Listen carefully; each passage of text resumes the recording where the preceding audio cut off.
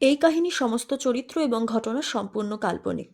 বাস্তবে জীবিত বা মৃত কোনো ব্যক্তি অথবা কোনো ঘটনার সাথে এর মিল থাকলে তা সম্পূর্ণ অনিচ্ছাকৃত এবং কাকতালীয়। ব্যবহৃত অপ্রাকৃত এবং অলৌকিক ঘটনাক্রম পরিবেশনার উপক্রম মাত্র। কুসংস্কারে বিশ্বাস করবেন না, কুসংস্কার ছড়াবেন না। নমস্কার, 221 বি হ্যারিসন রোড থেকে বলছি। আমি সুমিতেন্দ্র, আর আমার সাথে রয়েছে প্রত্যয়। আজ 25শে বৈশাখ, বিশ্বকবি রবীন্দ্রনাথ ঠাকুরের জন্মদিন। আচ্ছা, ওনার লেখা সম্পত্তি সমর্পণ গল্পটা পড়েছেন? সেই যে সেদিন যজ্ঞনাথ নিতাইকে যক্ষ বানিয়ে তার সমস্ত সম্পত্তি রক্ষণাবেক্ষণের ভার দিয়ে নিশ্চিন্ত মনে সুরঙ্গের মুখে পাথর চাপা দিয়ে ফিরে এসেছিল। আর সেই দিনেই জানতে পেরেছিল যে নিতাই আর কেউ নয়, তার নিজের নাতি। সে এক অব্যক্ত অনুশোচনা। না সে কাউকে সেই পাপের কথা বলতে পারে, আর না ফিরে গিয়ে নিজের নাতির দমবন্ধ হয়ে মরে যাওয়া শরীরটাকে ফিরিয়ে আনতে পারে।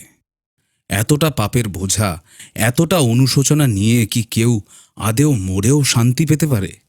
জানতে হলে শুনুন আমাদের আজকের গল্প, লেখিকা দেবশ্রী ভট্টাচার্যের লেখা যজ্ঞনাথের যক্ষ।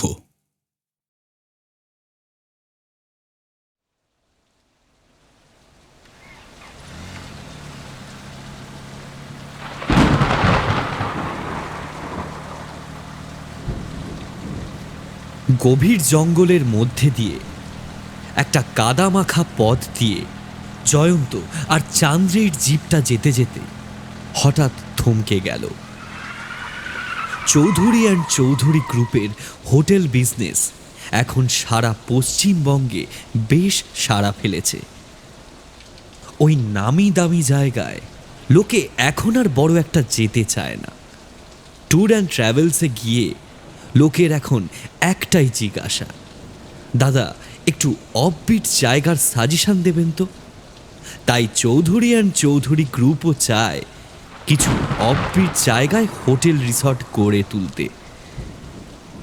টাকিতে আগেই এই গ্রুপের বেশ বড়সড় সাজানো রিসর্ট আছে, কিন্তু মালিকরা চায় আরও অত্যাধুনিক কিছু। সামনেই গোলপাতা ফরেস্ট, যদিও জঙ্গলে যাওয়ার কোনো ব্যবস্থা নেই। একটা লম্বা ব্রিজ চলে গেছে ওয়াচ টাওয়ারের দিকে, সেখানে গিয়েই জঙ্গল দেখা। কিন্তু এভাবে দূর থেকে কে আর জঙ্গল দেখতে চায়? জঙ্গলের আসল মজা তো ঠিক জঙ্গলের মাঝখানে। তাই ওই চৌধুরী অ্যান্ড চৌধুরী গ্রুপ চায় জঙ্গলের মাঝখানে গাছের উপরে একটা ট্রি হাউস হবে। একটা কিংবা দুটো ঘর থাকবে, একেবারে নির্ভেজাল জঙ্গল প্রেমীদের জন্য। অনেক খরচ সাপেক্ষ ব্যাপার, তাতে কি, একটাই জীবন। সেই জীবনের স্বাদ অনেক, আর সে স্বাদ মেটাতে লোকে খরচও করে যে যার সাধ্য মতো। অবশ্য এখানে হোটেল বানানো মুখের কথা নয়। এমনিতেই জায়গাটা একদম বর্ডারের কাছে। বিএসএফের পাহারা খুব কড়া। তাদের থেকে পারমিশন জোগাড় করা সত্যি মুখের কথা নয়। অনেক কষ্টে সব ব্যবস্থা হয়েছে। এখন চান্দ্রেই আর জয়ন্তর ঘাড়ে দায়িত্ব পড়েছে জায়গাটার সার্ভে করে আসার। আর সেটা করতে গিয়েই বেচারারা একদম ফেঁসে গেছে।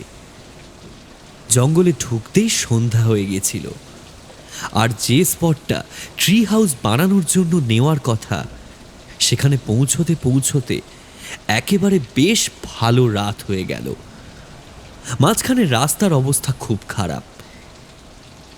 ইছামতির জল বর্ষার সময় এখানে এসে আর বের হওয়ার রাস্তা পায় না, তাই এখানকার মাটি খুব নরম। জঙ্গলের মাঝের এই মাটির পথটা কাদা কাদা হয়ে আছে। গাড়ির চাকা লতায় পাতায় জড়িয়ে একাকার অবস্থা। গাড়িটা ঘড়ঘড় করে একই জায়গায় চাকা ঘুরিয়ে চলছে, আর এদিক ওদিক কাদা ছিটাচ্ছে, এগোচ্ছে না। কি রে, গাড়ি আর এগোবে না? রাত হয়ে গেল তো। এই অন্ধকারে কি সার্ভে করবো আর স্পটেরই বা কি দেখবো? চান্দ্রেই মুখ গোমরা করে বলল। জয়ন্ত আরও একবার গাড়িটা সেই পাঁক থেকে ওঠাবার চেষ্টা করতে করতে বলল, কি করে বুঝবো বল, এসেছিলাম তো অনেকটাই আগে। এই জঙ্গলের রাস্তাটার যে এরকম অবস্থা হবে কে জানতো। এইটুকু রাস্তা আসতে তো অন্ধকার হয়ে গেল। গাড়িটা একই জায়গায় ঘড়ঘড় করে যাচ্ছে। শোন, তুই গাড়িটা ঘুরে নেওয়ার ব্যবস্থা কর তো। বসকে বলতে হবে এই জায়গায় ট্রি হাউসে প্রজেক্ট করা অসম্ভব। কে থাকবে এখানে? রাদার কে আসতে চাইবে বলতো? এখানে এক রাতের জন্য 15,000 দিয়ে যে আসবে সেই প্যাচ প্যাচে কাদা ঠেঙাবে। অসম্ভব ব্যাপার। Project cancel. জয়ন্ত বিরক্তিসূচক শব্দ বার করে বলল, দূর, গাড়ি ঘোরাবো কি করে? আগে পিছে কোথাও তো যাচ্ছে না। তুই একটু বসবি ড্রাইভিং সিটে? মনে হচ্ছে ধাক্কা দিতে হবে। আমি নামছি। এই ঝড় বৃষ্টির মধ্যে এরকম অন্ধকারে এই জঙ্গলের মধ্যে নামবি? উপায় নেই। চান্দ্রেই ড্রাইভিং সিটে এসে বসল। জয়ন্ত প্যান্টটা হাঁটু অবধি তুলে নামল সেই কাদা প্যাচ প্যাচে মাটিতে। সব লতায় পাতায় মাখামাখি হয়ে আছে রাস্তা। চারপাশের গোলপাতার গাছগুলোয় হাওয়ায় দুলে দুলে কি যেন অজানা সংকেত দিচ্ছে। চাকার প্রায় অর্ধেক অবধি ডুবে আছে জল কাদায়। জয়ন্ত খুব সাবধানে পা ফেলে ফেলে গাড়ির পেছনে গিয়ে ঠেলতে লাগলো। কিছুই হলো না। আরো জোরে জোরে ঠেলা দিল জয়ন্ত। এদিকে চান্দ্রী একা বসে স্টিয়ারিংয়ে। চারদিকে নিকষ কালো অন্ধকার। গাড়ির হেডলাইট সামনের গাছগুলোয় ধাক্কা খেয়ে আবার গাড়ির দিকেই ফিরে আসছে। হঠাৎ চান্দ্রীর মনে হলো ঠিক পাশের জানালায় কার যেন একটা অস্পষ্ট ছায়া দেখা যাচ্ছে। আলো আঁধারিতে সেই অস্পষ্ট ছায়া মূর্তিকে বীভৎস দেখতে লাগছে। সে ঠায় তাকিয়ে আছে ওর দিকে। চান্দ্রী ভয়ে চিৎকার করে উঠল। গাড়ির কাঁচটা ওঠানো ছিল। কে জানে কি এক অলৌকিক স্পর্শে কাঁচটা নেমে গেল। লোকটার মুখ একেবারে কঙ্কালের মতো। মনে হচ্ছে যেন কঙ্কালের ওপর কে একটা পাতলা কালো চামড়া পরিয়ে দিয়েছে। চোখ দুটোর জায়গা ফাঁকা, কোটর দুটো খালি, কিচ্ছু নেই সেখানে। ঠোঁট বলে কিছুই নেই, কেবল এক সারি দাঁত। ভয়ে চান্দ্রীর গলা শুকিয়ে গেছে, কোনো কথা বেরোচ্ছে না। লোকটা গাড়ির খোলা জানালাটা দিয়ে মাথা গলিয়ে একেবারে চান্দ্রীর কানের কাছে মুখ নিয়ে এসে বলল, কান্না শুনতে পাচ্ছ না? কান্না। চান্দ্রী ভয় চিৎকার করে গাড়ির দরজা খুলে কাদার উপর দিয়ে থপ থপ পা ফেলে পেছনে জয়ন্তর কাছে এসে হাঁপাতে লাগলো। কি হলো রে? ওই যে ওই লোকটা। লোক? কোন লোকটা? ওই তো দেখ না। চান্দ্রীর ভয় লোকাতে ধমকে উঠল জয়ন্তর ওপর। সে আর ওদিকে তাকাতে পারছে না। জয়ন্ত সামনে এগিয়ে দেখল এদিকে ওদিকে। আশেপাশে ফোনের টর্চের আলো ফেলে ভালো করে দেখল, কিন্তু কোথাও কোনো লোককে দেখতে পেল না। চান্দ্রী এদিকে তখনও ভয়ে কাঁপছে। ওর ওরকম মুখের অবস্থা দেখে জয়ন্ত হাসতে হাসতে বলল, এ মা, তুই নির্ঘাত ভয় পেয়ে উল্টোপাল্টা একটা কিছু দেখেছিস। ছি ছি, তুই যে এতটা ভীতু জানতাম না। গাড়িটা ধাক্কাধাক্কিতে একটু বোধহয় নড়ে চড়ে উঠল। জয়ন্ত আবার ড্রাইভিং সিটে উঠে বসতেই চান্দ্রী ওর হাত চেপে ধরল।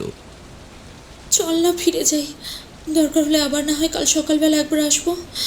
এই অন্ধকার তো কিছু দেখতেও পাবো না বল। আর একটু এগোলেই স্পটটা পেয়ে যাব। এসব জায়গায় বারবার আসা মুশকিল। তুই চুপ করে বস না। সামনে আর বেশি কাদা নেই, আমি বলছি শোন। চান্দ্রি বিড়বিড় করতে লাগলো। লোকটার লোকটার চোখ দুটোর জায়গা ফাঁকা ছিল, কিছু নেই, কিছু না হয়ে আছে। ওটা ওটা ওটা মানুষ নয়, ওটা ওটা ভূত, ওটা মানুষ নয়। জয়ন্ত মিটি মিটি হাসতে হাসতে চান্দ্রির কানের কাছে মুখ নিয়ে গিয়ে বলল, হাউমাউ খাও, মানুষের গন্ধ পাও। চান্দ্রি ধাক্কা দিল জয়ন্তকে। ইয়ার কি মারছিস? লোকটাকে দেখতে পেলে বুঝতিস। জয়ন্ত বোধহয় এবারে ওর মনের অবস্থা বুঝতে পারল। আরে কি দেখতে, কি দেখেছি? সেখানকার কোনো লোকাল হবে, হয়তো কোনো পাগল টাগল লোক, দেখ ঘুরে ঘুরে বেড়াচ্ছে। চিন্তা করিস না, এক্ষুনি আমরা পৌঁছে যাবো। জিপটা আবার ঘর করে চলতে লাগলো। খুব ভুল কিছু বলেনি জয়ন্ত। একটু যেতেই একটা ভাঙা মন্দির, আর তার পাশে একটা বড় বট গাছ। এই গাছের ওপরেই নাকি ট্রি হাউস হবে, আর মন্দিরটাকে ওরকমই রাখা হবে। তবে আশপাশটা একটু রেনোভেট করে কিছু সামান্য মডার্ন ফেসিলিটির ব্যবস্থা করা হবে। জয়ন্ত আর চান্দ্রি নেমে জায়গাটার কয়েকটা ছবি তুলল। অন্ধকারে ছবি সেভাবে আসছে না। সামান্য ফোনের টর্চের আলোয় এই জঙ্গলের অন্ধকার কাটানো যায় না। তবে সঙ্গে বড় টর্চ এনেছে ওরা। চান্দ্রি টর্চের আলো ফেলছে, আর জয়ন্ত ছবি তুলছে। চান্দ্রি মন্দিরের দিকে তাকিয়ে বলল, মন্দিরটা রাখা উচিত, বুঝলি? অ্যাস্থেটিক ফিলটা থাকবে জায়গাটার। আর একটা মন্দির, এটা পুরো ভেঙে ফেললে এখানকার কেউ কিছু বলবে না? মানে লোকাল লোকেরা ঝামেলা করবে না? মনে হয় না।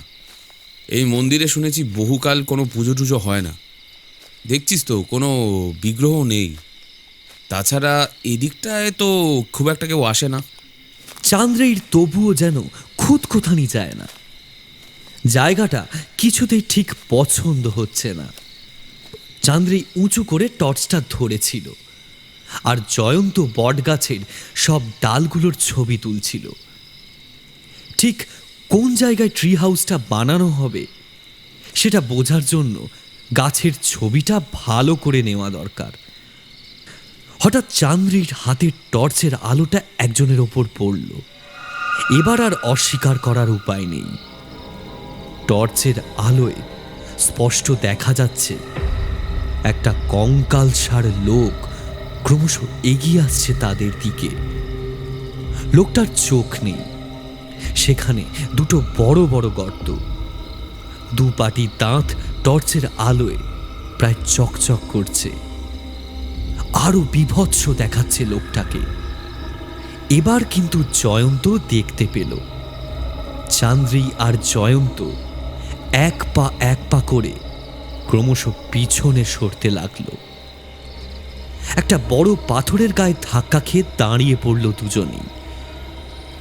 বিভৎস মূর্তি লোকটা ক্রমশ এগিয়ে আসতে আসতে একবার যেন হুমড়ি খেয়ে পড়ল চান্দ্রি আর জয়ন্তর উপরে। কান্না শুনতে পাচ্ছ না? কান্না?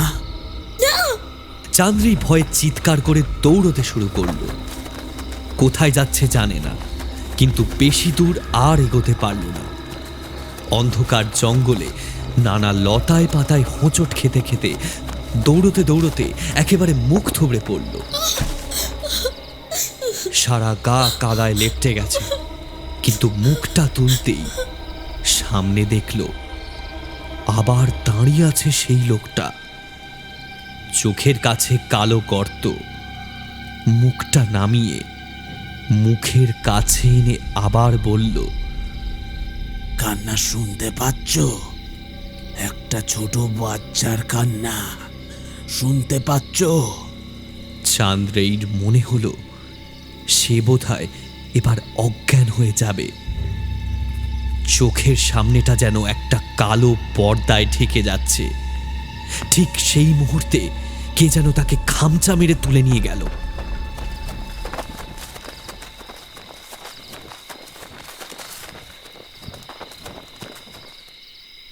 বুঝেছি, তোমরা বোধহয় জগন্নাথকে দেখেছ। কাল রাতে ওরা বোধহয় মরতে মরতে বেঁচেছে। চান্দ্রেই যে ওভাবে হঠাৎ ছুটতে শুরু করবে বুঝতে পারেনি জয়ন্ত। প্রথমটা খানিক অপ্রস্তুত হয়ে পড়লেও তারপরেই ছুটে গিয়েছিল ওর পেছনে। শেষ মুহূর্তে ওকে মাটি থেকে খামচে তুলে গাড়ি নিয়ে পালিয়ে এসেছে। ফিরে আসার সময় গোটা রাস্তাতে চান্দ্রেই প্রায় অসাড় হয়ে সিটে পড়ে বিড়বিড় করেছে। লোকটার চোখ দুটো নেই, দুটো গর্ত, ওটা মানুষটা।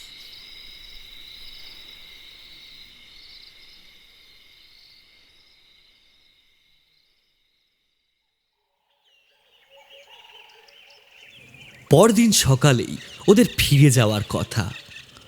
সার্ভেটা ঠিকমতো করা না গেলেও নতুন করে আর ওখানে যাওয়ার কোনো ইচ্ছে নেই ওদের। আরেকবার ওই লোকটাকে চোখের সামনে দেখলে ওরা বোধহয় আর কেউ বাঁচবে না। কাল রাতে ফিরে এসে টাকিতে ওদের কোম্পানির রিসর্টেই ছিল ওরা। আজ কলকাতা ফিরে যাওয়ার আগে সামনেই মা বগলামুখীর মন্দিরে এসেছে চান্দ্রেইরা। মন্দিরটা নাকি খুব জাগ্রত। এখানে একটা অলিখিত নিয়ম আছে, টাকিতে এলে সবাই একবার এই মন্দিরটায় ঘুরে যায়। ফিরে যাওয়ার আগেও মন্দিরে একবার মাথা ঠেকিয়ে যায়। চান্দ্রেইদের অবশ্য অত ভক্তিভাব নেই, তবে এই মন্দিরের পুরোহিতকে বেশ পছন্দ হলো চান্দ্রেইর। ভদ্রলোক ওনাদের পূর্ব পরিচিত। টাকির রিসর্টটা তৈরি হওয়ার সময় থেকেই ওনার সাথে পরিচয়। এখনকার ইতিহাস, এখানকার নানা অলৌকিক কাহিনী খুব সুন্দর করে গল্প বলেন পুরোহিত মশাই। তাই এখানে এলে এই মন্দিরে একবার ঘুরে যায় চান্দ্রেই। এবারও সে এসেছিল, কিন্তু আজ তার মুখ থমথমে, মুখ দিয়ে কোনো কথা বের হচ্ছে না। চান্দ্রের এরকম অবস্থা দেখে পুরোহিত মশাই নিজেই জিজ্ঞাসা করে কাল রাতের কথা জানতে পারলেন। যজ্ঞনাথকে? জয়ন্ত অবাক হয়ে জিজ্ঞাসা করল।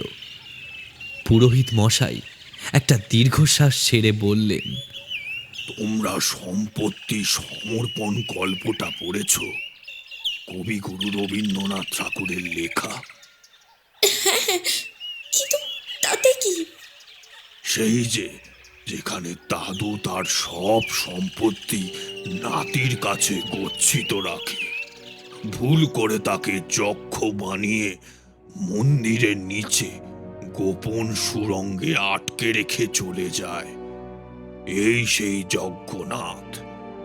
লোকটা মরে গেছে বহু যুগ আগে, কিন্তু ওর আত্মা এখনো ওই জঙ্গলে, ওই মন্দিরের আশেপাশে ঘুরে বেড়ায়।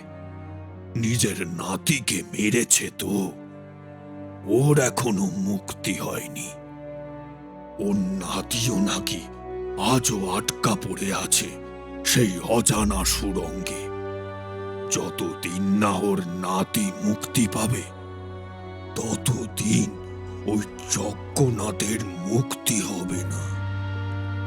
রাতের দিকে ওই জঙ্গলে গেলে অনেকেই নাকি লোকটাকে দেখতে পায়। কাছে এসে জিজ্ঞাসা করে, কান্না শুনতে পাচ্ছ? কোনো বাচ্চার কান্না শুনতে পাচ্ছ? পুরোহিত মশাইয়ের কথায় আবার কালকের রাতের স্মৃতিটা স্পষ্ট হয়ে ফুটে উঠল ওদের চোখের সামনে। চান্দ্রেই যেন চোখের সামনে আবার লোকটাকে দেখতে পেল। ভয়ে আবার প্রায় চিৎকার করে উঠল সে। জয়ন্ত ঢোক গিলে বলল, দোষ পুরুতমশাই, আপনি না কি যে শুরু করেছেন! একটা গল্প সত্যি করে দিলেন। সত্যি এরকম কিছু হয়েছিল নাকি কোনো কালে? পুরোহিত মশাই হাসলেন। গল্পে যা লেখা থাকে, কোথাও না কোথাও তেমন ঘটনা যে ঘটেনি সে কথা কি আর বুকে হাত দিয়ে বলতে পারো? ওই জঙ্গলের মধ্যে এক অভিশপ্ত মন্দির আছে। যেদিন ওই মন্দিরে বিগ্রহ প্রতিষ্ঠা করার কথা ছিল, সেদিনই এক আকস্মিক দুর্ঘটনায় মৃত্যু হয় পুরোহিতের। এরপর ওই বিগ্রহ বিসর্জন দিয়ে দেওয়া হয়। ওই মন্দিরে আর কোনোদিন পুজো হয়নি। ওই পরিত্যক্ত অভিশপ্ত মন্দিরে মানুষ যেতে ভয় পেত। কিন্তু এই সুযোগে যজ্ঞনাথ ওই মন্দিরের তলাতেই গোপন সুড়ঙ্গ খুঁড়ে তার সারা জীবনের সঞ্চিত সমস্ত ধন সম্পত্তি রেখেছিল। যজ্ঞনাথ ছিল অসম্ভব কিপ্টে।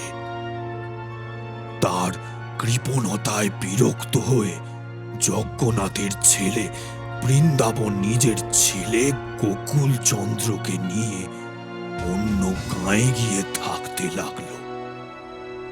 তার বাবার কৃপণতার কথা সে তল্লাটে ততদিনে ভালোই রটে গেছে। এমন কৃপণ লোকের ছেলেকে যদি কেউ ঘর না দেয়, তাই বৃন্দাবন নিজের আর নিজের ছেলের নাম বদলে নিল। এর বেশ কিছু বছর পরের কথা। ছোট্ট গোকুল চন্দ্র একদিন পাঠশালা যাওয়ার ভয়ে বাড়ি ছেড়ে পালিয়ে যজ্ঞনাথের বাড়ি গিয়ে ওঠে। নাতি দাদুকে চেনে না, দাদুও নাতিকে চিনতে পারে না। সেই কোন ছোটবেলায় দেখেছে। তবু অদৃষ্টের পরিহাসে রক্তের এক অমোঘ টানে দুজনের মিলন হয়। বেশ কিছুদিন ভালোই চলছিল, কিন্তু ছেলেটি একদিন খবর পায় তার বাবা তাকে খুঁজতে খুঁজতে এই গ্রামে চলে এসেছে। সে বাবার থেকে লুকাতে চায়। যজ্ঞনাথও এক ফন্দি আটে। সে সারা জীবন ধরে যে সম্পত্তি জমিয়েছে তা দেখভাল করার এবং যোগ্য উত্তরাধিকারীর হাতে পৌঁছানোর জন্য একজন লোক তো চাই। তাই একদিন রাতের বেলায় নিজের নাতিকেই সেই গোপন সুড়ঙ্গে নিয়ে গিয়ে সমস্ত সম্পত্তি তার হাতে গচ্ছিত রেখে তাকে যক্ষ বানিয়ে সুড়ঙ্গের মুখে আটকে ফিরে আসে পুরো যজ্ঞনাথ। আর ফিরে এসে শোনে যাকে সে যক্ষ বানিয়েছে সে আসলে তার নিজের নাতি। তারপর শেষ জীবনে পাগল হয়ে যায় যজ্ঞনাথ। আমরা বোধহয় দেখেছি ওই মন্দির। একটা বড় পাথর নাকি সে ধাক্কাও খেয়েছিলাম দুজনে। মনে হচ্ছে ওই পাথরের আড়ালেই আছে সুড়ঙ্গের রাস্তা। জয়ন্ত অবাক হয়ে বলল, এই মেরেছে, এভাবে বলছিস কেন? তোর গলার স্বরটা তো ঠিক সুবিধের ঠেকছে না। তুই কি গুপ্তধন উদ্ধার করতে যাবি নাকি? গুপ্তধন নয়, ও তো যক্ষের ধন। তবে একবার বোধহয় যেতে হবে, অন্তত ওই ছোট বাচ্চাটাকে মুক্তি দেওয়ার জন্য। একবার আমাদেরকে ওখানে যেতেই হবে। কতদিন ধরে ওই সম্পত্তি পাহারা দেবে বলতো? ওরে বাবারে, অসম্ভব। আমি যেতে পারবো না। কালকে তো অজ্ঞান হয়ে পড়ে গিয়েছিলি লোকটাকে দেখে, আর আজ আবার ওখানেই যেতে চাইছিস? মাথার ঠিক আছে তো তোর? একদম ঠিক আছে। কাল জানতাম না আসল গল্পটা। আজকে সবটা শোনার পর ওখানে একবার না গেলে হবে না। যা করবে একটু ভেবে চিন্তে করো। যজ্ঞনাথকে অনেকে দেখেছে, কিন্তু ও কারোর ক্ষতি করেনি। অন্ধকারে ওকে দেখে তোমাদের মতো অনেকে ভয় পেয়ে হয়তো অজ্ঞান হয়ে গেছে, মাটিতে লুটোপুটি খেয়ে হাত পা কেটেছে, ওই পর্যন্তই। কিন্তু যজ্ঞনাথের নাতি আরো ভয়ঙ্কর। শুনেছি এককালে এখানকার জমিদার বসন্ত চৌধুরী নাকি একবার গুপ্তধনের খোঁজে ওই মন্দিরে গিয়েছিল। পরদিনই ভদ্রলোকের মৃতদেহ পাওয়া যায় ওই বট গাছের সামনে। হাত পা কে যেন তুবড়ে মুচড়ে ভেঙে দিয়েছে। গলাতে 5-5 10 আঙুলের দাগ, বুকের ওপর ছোট ছোট পায়ের চিহ্ন। দেখে মনে হয় যেন কোনো ছোট বাচ্চা তার বুকের ওপর লাফিয়ে উঠে তাকে গলা টিপে খুন করেছে।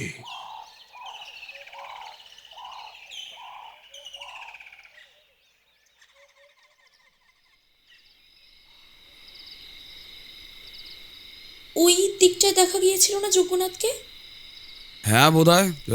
অত মনে আছে নাকি? বিরক্তিতে লাল হয়ে গেছে জয়ন্ত। ব্যাপারটা ঠিক উল্টো হয়ে গেছে। কাল অবধি চান্দ্রির একটুও ইচ্ছে ছিল না এখানে আসার, আর আজ যেন তারই বেশি উৎসাহ। জয়ন্ত তো একবার ভেবেছিল এখানে একবারও আসবে না, ফিরে যাবে কলকাতায়। শেষ মুহূর্তে মত বদলেছে। একসাথে কাজ করে এতদিনের বন্ধু এভাবে ফেলে রেখে যাওয়া যায় নাকি? আজও জঙ্গলে পৌঁছতে পৌঁছতে অন্ধকার নেমে গেল। ঝিঁঝি পোকার ডাক সর্বত্র। গাড়ির হেডলাইটের আলো ছাড়া আর আলো নেই কোনো। তবে একদিন আগে আসার জন্য রাস্তাটা বেশ সড়গড় হয়ে গেছে মনে হচ্ছে। আজ আর আগের দিনের মতো এতবার তারা আটকাচ্ছে না। অন্ধকারের মধ্যেও বেশ চিনে চিনে ওরা পৌঁছে গেল মন্দিরে। সত্যি কথা বলতে মন্দিরটার আর কোনো অস্তিত্ব নেই। শুধু একটু দূরে দূরে কয়েকটা থাম দাঁড়িয়ে আছে। একটা উঁচু জায়গায় বোধহয় মন্দিরের বেদি ছিল। চান্দ্রেই অবাক হয়ে বলল, কিন্তু সেই পাথরটা কোথায় বলতো? আর জানি না, এখানে আনার ছিল, এনে পৌঁছে দিয়েছি, ব্যাস। আর আমি কিছু জানি না। আমি গাড়ির গায়ে হেলান দিয়ে দাঁড়াচ্ছি, তুই যা করার কর। বোঝাই যাচ্ছে জয়ন্তর রাগ এখনো কাটেনি। চান্দ্রি এদিক ওদিক দেখতে লাগলো। কালকে রাতে কি ঘটেছিল একবার মনে করার চেষ্টা করলো চান্দ্রি। ওই যে ওদিক দিয়ে আসছিল যজ্ঞনাথ, আর আমরা পেছনে হাঁটতে হাঁটতে ধাক্কা খেয়েছিলাম একটা বিশাল পাথরে। কিন্তু পাথরটা কোথায় গেল বুঝতে পারছি না তো। ওর কথা শেষ হলো না। মনে হলো যেন পেছন থেকে একটা হাত এসে পড়ল চান্দ্রির কাঁধে।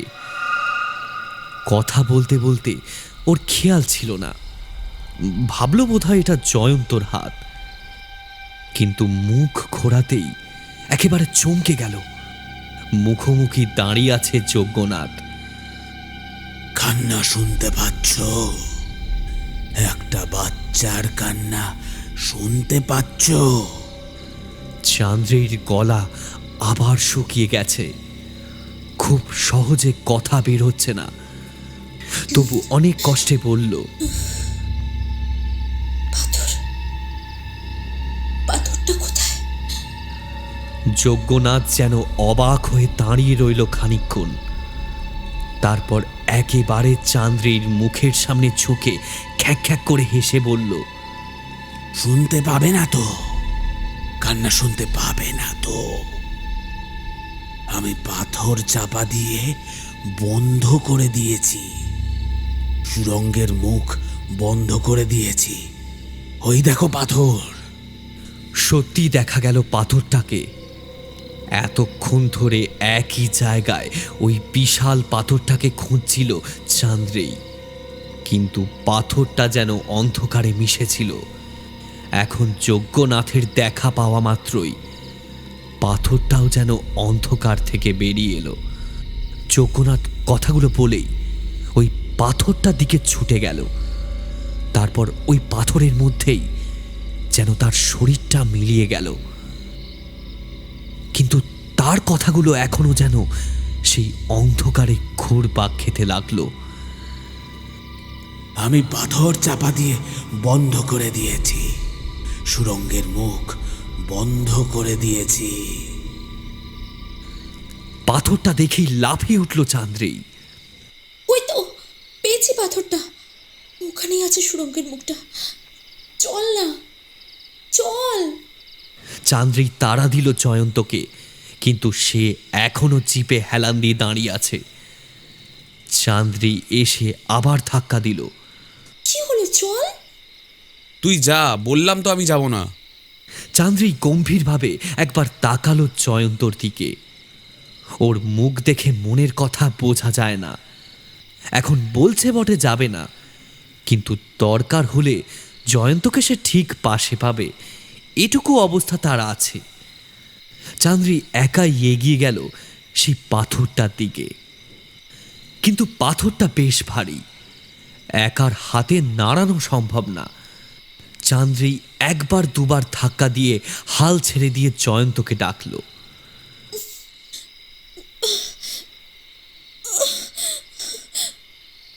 আয় না, অন্তত একবার পাথরটা সরিয়ে দে, তারপর আর কিছু বলবো না।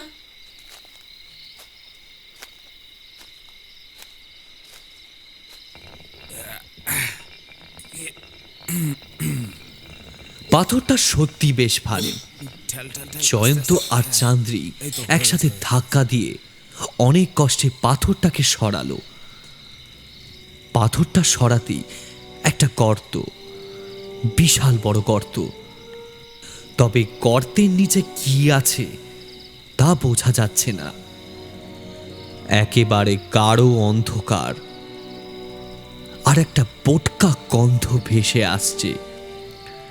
জয়ন্ত আবার সাবধান করে দিয়ে বলল, আমি কিন্তু যাব না। চান্দ্রী ওর কথায় তেমন পাত্তা দিল না। মোবাইলের টর্চের আলোটা গর্তের মুখে ফেলতেই দেখা গেল একটা সিঁড়ি নেমে গেছে একেবারে নিচ অবধি। চান্দ্রী খুব সাবধানে নিচে নামতে লাগলো। ওপর থেকে জয়ন্ত আবার সাবধান করল। আমি কিন্তু যাব না নিচে। চান্দ্রী সে কথার কোনো উত্তর না দিয়েই আস্তে আস্তে নিচে নামতে শুরু করলো। মোবাইলের টর্চের আলোয় তেমন পরিষ্কার কিছু দেখা যাচ্ছে না। সুড়ঙ্গটা সরু, তার ভেতরে কেমন একটা বোটকা গন্ধ। চান্দ্রী এক পা ফেলে অত্যন্ত সাবধানে মাটির তলায় নামতে শুরু করলো। কয়েক পা নামতেই মনে হলো কে যেন কাঁদছে। যোগ্যনাথ বোধহয় বারবার এই কান্নার কথাই বলছিল। চান্দ্রী ঢোক গিলে বলল, গোকুল, তুমি কি আছো এখানে? আমার কথা শুনতে পাচ্ছ? কোনো উত্তর এলো না। নিঃশব্দে সে দাঁড়িয়ে রইল। তখনও তার নিজের কথা আস্তে আস্তে মিলিয়ে যাচ্ছে সুড়ঙ্গের অতলে। চারিদিকে একেবারে নিস্তব্ধ। হঠাৎ চান্দ্রীর মনে পড়ল, গোকুল তো নিজের আসল নাম জানতো না। যজ্ঞনাথের ছেলে বাবার ভয়ে নাম পাল্টেছিল, ছেলের নামটাও পাল্টেছিল, নাম রেখেছিল নিতাই পাল। চান্দ্রী আবার বলল, নিতাই, তুমি কি শুনতে পাচ্ছ আমার কথা? আমার কথা শুনতে পাচ্ছ? ঠিক তখনই মনে হলো কে যেন ঠিক তার পাশ দিয়ে প্রায় তার গা ঘেঁষে দৌড়ে নেমে গেল নিচের দিকে। চমকে উঠল চান্দ্রী। আবার শোনা যাচ্ছে সেই কান্নার আওয়াজ। চান্দ্রী আবার ডাকল, নিতাই। এবার একটা ছোট্ট বাচ্চার গলা শুনতে পাওয়া গেল। সুর করে সহজ পাঠ পড়ছে। ছোট খোকা বলে শেখেনি সে কথা কওয়া। ছোট খোকা চান্দ্রী টর্চের আলোটা একবার ঘুরিয়ে নিল। সে কথা অন্ধকার জায়গায় কাউকে দেখা যাচ্ছে না। আর 2 ধাপ নামতে হবে, তারপরেই সেই কক্ষ। চান্দ্রি সিঁড়ি দিয়ে নামতে যেতেই মনে হলো কেউ যেন তাকে এক ধাক্কা দিল পিছন থেকে। চান্দ্রি মুখ থুবড়ে পড়ে গেল। হাতের মোবাইলটাও কোথায় যেন ছিটকে গিয়ে পড়ল খানিক দূরে। টর্চটা বন্ধ হয়ে গেল। চান্দ্রি মাটিতে থাবড়ে থাবড়ে খোঁজার চেষ্টা করতে লাগলো, কিন্তু তার আগেই মনে হলো কে যেন তার হাতের ওপর 2 পা দিয়ে দাঁড়িয়েছে। চান্দ্রি ভয়ে চিৎকার করে উঠল। অমনি কে যেন তার গলা টিপে ধরল। একটা খসখসে গলা শোনা গেল এবার। গুপ্তধন নিতে এসেছিস তুই? গুপ্তধন নিতে এসেছিস? গুপ্তধন শেষ করে দেব, শেষ করে দেব। এই গুপ্তধন আমি পাহারা দিচ্ছি।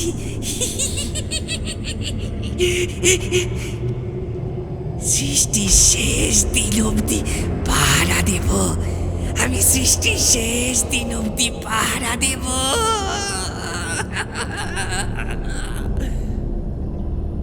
চান্দ্রি দম বন্ধ হয়ে আসছে।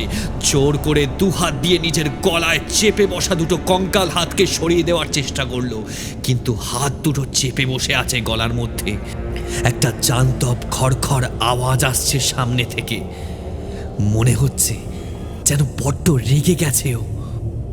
বারবার সেই একটাই কথা বলছে, রাগে দাঁতে দাঁত চিপে বলছে, গুপ্তধন নিতে এসেছিস তুই?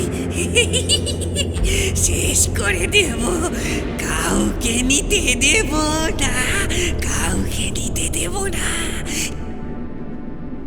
যুধিষ্ঠির কুণ্ডুর পুত্র গদাধর কুণ্ডু, দস্যপুত্র প্রাণকৃষ্ণ কুণ্ডু, দস্যপুত্র পরমানন্দ কুণ্ডু, দস্যপুত্র যজ্ঞনাথ কুণ্ডু, দস্যপুত্র বৃন্দাবন কুণ্ডু, দস্যপুত্র গোকুলচন্দ্র কুণ্ডুকে কিংবা তাহার পুত্র অথবা পৌত্র অথবা প্রপৌত্রকে কিংবা তাহার বংশের ন্যায্য উত্তরাধিকারীকে এই সমস্ত টাকা গনিয়া দেব। মনে আছে নিতাই? হঠাৎ সুরঙ্গের মুখ থেকে শোনা গেল জয়ন্তর গলা। অদ্ভুতভাবে সেই কঙ্কালের হাতটা কেমন যেন আলগা হয়ে গেল, যেন থমকে গেল সেই কঙ্কালের মতো কদর্য মূর্তিটা। কান খাড়া করে শুনতে লাগলো আগের কথাগুলো। অন্ধকার সুরঙ্গের মধ্যে কথাগুলো ধাক্কা খেয়ে 2-1 বার প্রতিধ্বনিত হতে লাগলো। জয়ন্তর পায়ের আওয়াজ শোনা গেল সুরঙ্গের সিঁড়িতে। আবার সে একইভাবে বলল, মনে আছে নিতাই?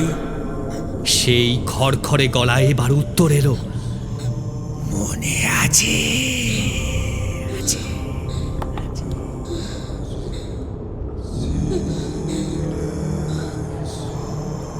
তারপরেই যেন একটা থপ করে পড়ে যাওয়ার আওয়াজ পাওয়া গেল। আর কোনো আওয়াজ নেই সুরঙ্গে, সব শান্ত। চান্দ্রেই এখন হাঁপাচ্ছে, উঠে বসার শক্তিটুকুও নেই। জয়ন্ত আস্তে আস্তে এসে পাশে বসল।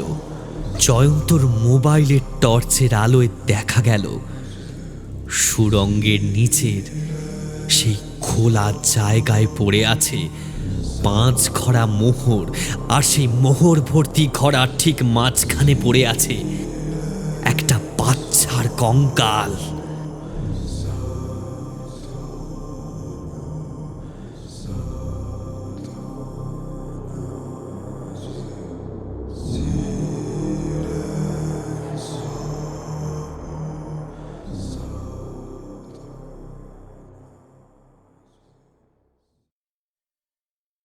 শেষ হল 25শে বৈশাখ উপলক্ষে আমাদের বিশেষ নিবেদন।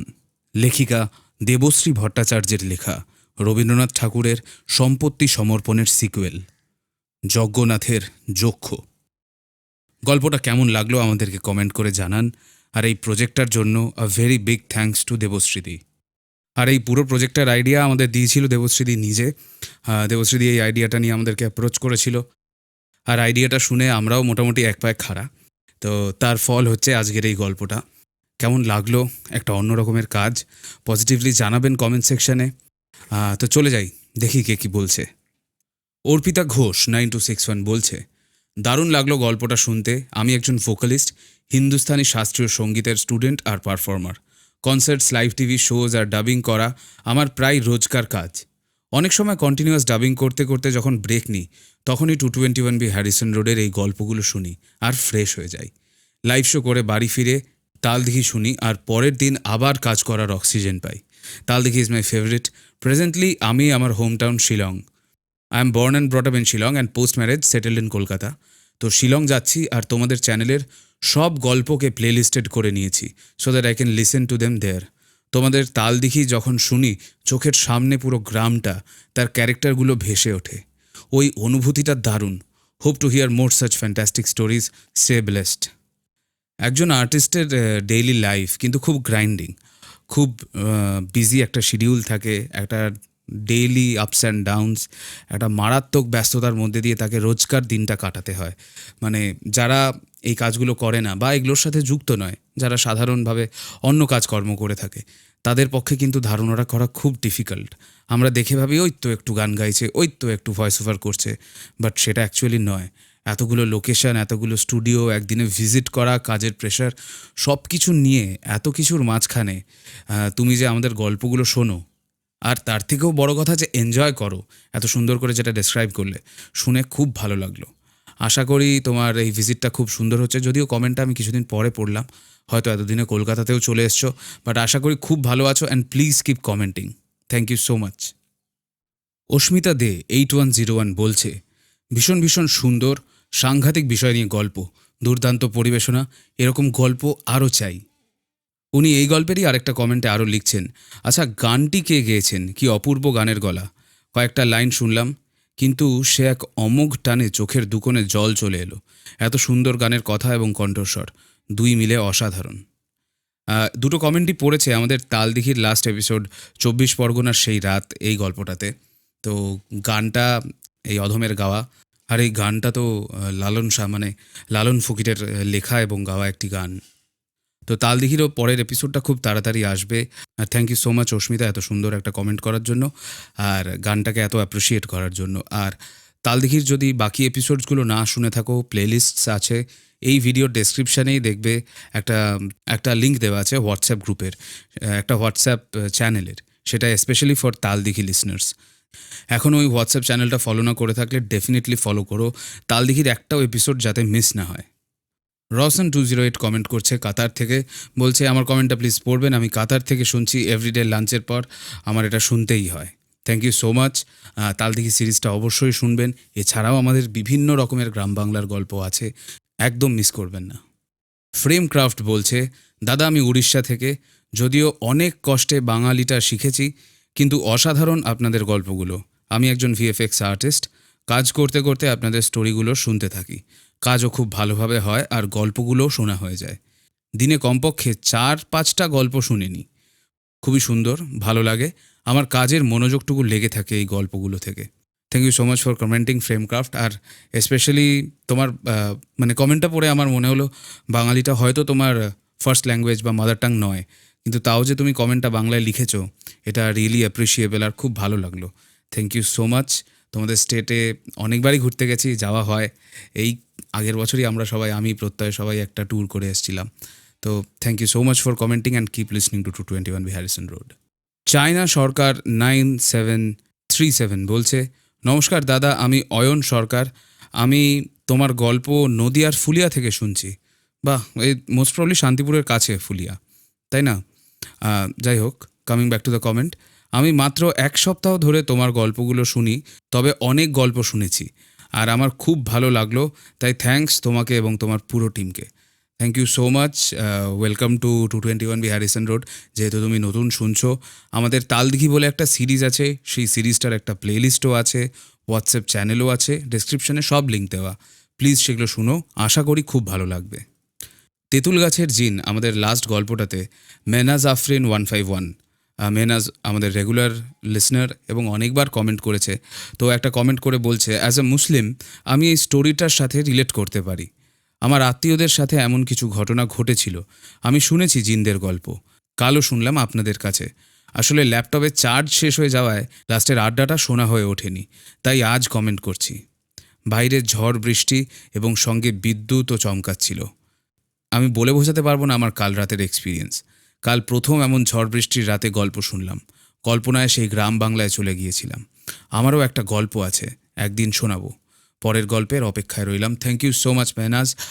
তুমি চাইলে তোমার নিজের স্টোরিটা এরকমভাবে কমেন্টের মাধ্যমে, বা যদি একটু বড় হয় তুমি আমাদেরকে ইমেলও করতে পারো submit.221b@gmail.com-এ পাঠিয়ে দিও। আর thank you being such a big fan of the show, means a lot. Baishakhi Mondal 1521 বলছে, হাই, আমি বৈশাখী, থাকি ব্যান্ডেলে। আমার তো তোমাদের গল্পগুলো নিত্যদিনের সঙ্গী হয়ে গেছে। আমি একা থাকি আমার বাড়িতে, তবে তোমাদের এই ভয়ঙ্কর গল্প আমি রান্না করতে করতে শুনি, তাও হেডফোন ব্যবহার করে। আমার রান্না করার সময় তোমাদের গল্প না শুনলে একদম মন বসে না রান্নাতে। Thank you so much for commenting. Keep listening to 221B Harrison Road. Bandel তো আমাদের বাড়ির খুব কাছে। খুব ভালো লাগলো যে এত কাছের লোকজন শুনছে এটা দেখে।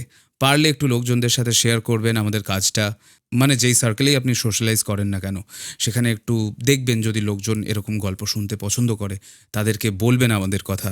And thank you so much for commenting, and don't forget to keep commenting. Thank you so much. এছাড়াও অনেকে কমেন্ট করেছে, মানে স্মোকি ওয়েদার 7978, তারপর রাজীব রেঞ্জ 007, বাপি গাজী, এছাড়াও ওরাও অনেকে কমেন্ট করেছে। সবাই তালদিঘি চাইছে। Taldighi will be back very shortly. আর কয়েকটা দিনের মাত্র অপেক্ষা, তারপরে আবার নতুন করে তালদিঘি নিয়ে আসবো। ঠিক আছে, আজকের মতো আর হরার ইনসিডেন্টে আমরা ঢুকছি না, যেহেতু আজকে অলরেডি একটা খুব সুন্দর গল্প শুনলাম। তা যাওয়ার আগে a big shout out to the members of 221B Harrison Road. Thank you for making this show happen. তোমরাও চাইলে আমাদের একটা ছোট্ট মেম্বারশিপ নিয়ে আমাদের এই কাজটাকে আরও এগিয়ে নিয়ে যেতে হেল্প করতে পারো। Do consider joining the channel. তা আজকের মতো এখানেই র্যাপ আপ করছি। Thank you so much, have a very good night, and keep listening to 221B Harrison road.